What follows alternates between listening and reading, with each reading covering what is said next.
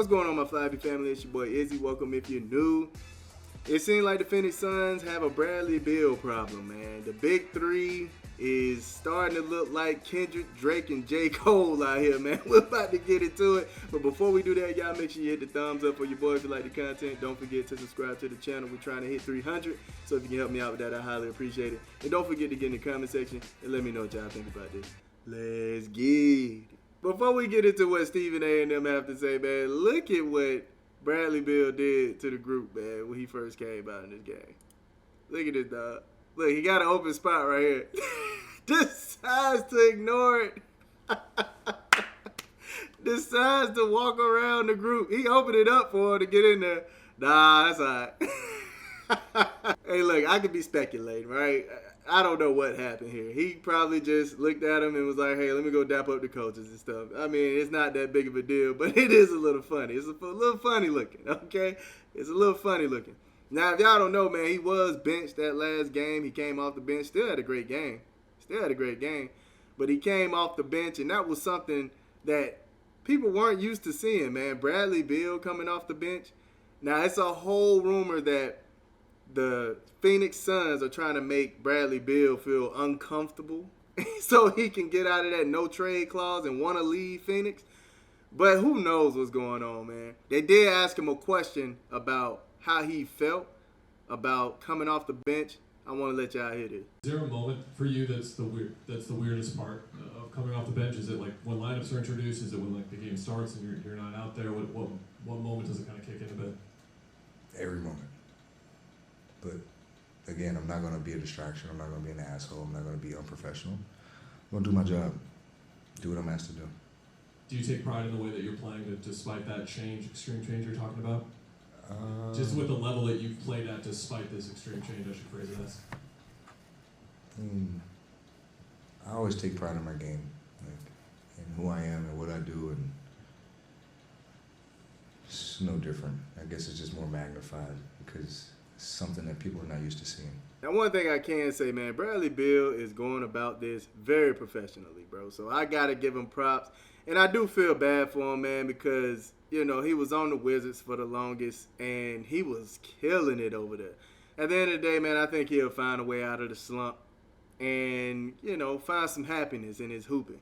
Now, speaking of happiness, we got to talk about the whole trade and the whole thing that Jimmy Butler might be trying to get to the Suns and vice versa. Let's get into what First Take was talking about, man. An unfamiliar role Monday, scoring 25 points in his first game off the bench in 9 years. Beal's move to the bench sparked rumors that the guard could be on the trade block, though no trade clause in his contract means he'd have to sign off on any deal. Coach Budenholzer also moved Yusuf Nurkic to a reserve role. So a lot happening there in Phoenix. Wendy back here with us. Wendy, how did the Suns save their season? Well, Molly, let me put those rumors about Beal to rest. They absolutely are trying to trade Bradley Beal. And one of the cardinal rules of sports, certainly in basketball, but across the board, is you never devalue your players, your assets. You never do anything bad to make them seem less valuable, especially when you are about to trade them. So they put him on the bench. Now, you may say, why would you do that? If you're trying to trade a player, why would you put him on the bench? And that's because, guys, this situation is bleeped. And the reason it's bleeped is because the way they trade Bradley Beal is because he's got one of two no-trade clauses in the NBA. One is LeBron James, one is Bradley Beal. The only way they can trade him is if he says, I'm okay to be traded. So instead of trying to build him up, they have to violate the cardinal rule and put him on the bench. Now, I know that there were schematic reasons why they did it, and Mike Budenholzer tried to explain, but they're basically trying to make him feel unwelcome in Phoenix so that he will waive that no-trade clause. The player they want to trade him for is Jimmy Butler, but the Heat don't want Bradley Beal. So the only way for the Suns to get Jimmy Butler is to find a third team that not only would take Bradley Beal, because he's got 2 years and $100 million and is playing so poorly that they've got him coming off the bench, and then that team that would maybe take him has to take him where Beal would waive the no-trade clause. And all of this doesn't even take into account that Kevin Durant has 1 year left on his contract. And if they can't thread that needle, then you have to start worrying about that on the horizon. This is such a mess, bro. I mean, straight up circus. Okay? This is a circus Olay right here, man. Oh, my goodness. You have Jimmy Butler, who don't want to play for his organization anymore. Kind of going about it a little unprofessional, but hey, that's neither here or there. Then you have Bradley Beal, who's going about it professionally, wants to finish out the season, wants to play, but the organization don't want him on the court. You cannot make this up, man. This is insane, bro. I don't think Jimmy Butler is going anywhere, to keep it a grand with you. I don't think he is. And then the same with Bradley Beal. It's sad to see that Beal is getting treated like this, bro. That's crazy. If this is true, man, this is nuts. The organization don't want you, bro. So now they gotta hurt your feelings, basically. They gotta hurt your morale. Can we be honest about something? Nobody gives a flying frog's fat you know what about the Phoenix Suns.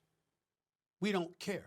The fact of the matter is, when you look at the Phoenix Suns, we know that Devin Booker's a stud, and he appears to be a life in Phoenix. They love him dearly. He's the prodigal son. That they got a superstar in Kevin Durant, who is a superstar, and they got a guy in Bradley Beal that they don't want, and most other teams wouldn't want because they don't want to pay him the number that comes associated with him. And it's not just because of what they believe to be his absence of production, is because I think Bradley Beal can play. The problem is he's been perpetually injured, and he hasn't really played in too many meaningful games in Phoenix Suns history. Now, if you guys would remember, far be it for me to bring this up, but I was called the clown by Mr. Kevin Durant, if you recall, early in November, because I had the temerity, the unmitigated gall to point to his leadership as lacking. Because I said, when you look at his greatness, his unquestioned greatness, his future Hall of Fame greatness, the two-time champion, two-time NBA Finals MVP greatness, I said one of the things that has been an impediment is that he, as a leader, was somewhat lacking. We know he didn't have to be that in Golden State. We know he wasn't enough of that in Oklahoma City. Clearly wasn't enough of that in Brooklyn. Well, Shannon Sharp, I want to throw this out to you while Wendy is looking on. Shannon, did you know that since Kevin Durant said that about me, they were in the throes of a 7-game winning streak? Do you know what Kevin Durant's record is in Phoenix since that time? They are what is seven. They are 8-17. That is their record. They are 9 games under 500. Now, there were some games he missed, or there was games Bradley Beal missed, or there were games Devin Booker missed. They haven't been on the court together. But the reality is that when you look at them, they just don't have it. Why do they want Jimmy Butler so bad? Because they need a rough rider in that locker room, Wendy. Am I lying? Just nod your head, because you know I'm not. They need a rough rider. They need a Shannon Sharp type dude that's going to hold cats accountable. That's saying it's not just about my skills. It's not just about my greatness on the court. It's about me establishing a culture where we're committed to winning and making sure that we're exhausting every means and every measure to make sure we're maximizing our collective potential. That's not what's happening in Phoenix. And they're looking at owner. The owner ain't going to blame himself. You've got James Jones and those brothers. You know they know what they're doing in their front office. You know Mike Budenholzer knows what he's doing as a head coach. So what are we able to look at? We're able to look at 2 elements of the Phoenix Suns. Number one, they're soft. Nobody's scared of them. They believe that you can engage in physical play with them and you could submit them to some degree. That's number one. And number two, who's the culture changer? That's why they want Jimmy Butler so bad, which goes back to the point. Evidently, this clown has an idea of what he's talking about when he talks about lack of leadership. When Kevin Durant said that to Stephen A. Smith, bro, he hurt his feelings, bro. He hurt his feelings, bro. Did you see the jerking? You saw the jerking that Stephen A. was spitting, bro? I know people don't like it when Stephen A. Smith started talking about Kevin Durant and his leadership skills and stuff like that. When you look at the history, Stephen A. Smith is right. I knew from the jump, him going to Brooklyn, having Harden and Kyrie, they weren't about to do anything, man. I swear I wish I was doing YouTube around that time. When he went to the Suns, I uttered the same thing. They not about to do anything, man. And people was calling me crazy. They was saying, bruh, he with Booker. He getting Beal. Yeah. Not doing anything, bro. Izzy, why do you feel like Kevin Durant going to these super teams, I guess? Because y'all hit LeBron with that. Y'all would definitely hit LeBron with that. KD going to these super teams. Why do I feel like he wouldn't get it done? Because of the intangibles, man. The intangibles it takes to be a leader, to get your team to that championship, to get your team to rally behind you. I felt like KD didn't possess that, man. Back when people were saying that KD is probably the best player in the league, I kept saying, nah, I still got LeBron, bro. But the thing is, LeBron possessed something that goes beyond playing on the court. LeBron has that alpha mentality. He has what it takes to get a team to the championship, to make a super team work. He has it. He has that it factor. He has that thing people don't mind being number 2 after. So that's why I felt like LeBron was always better than KD.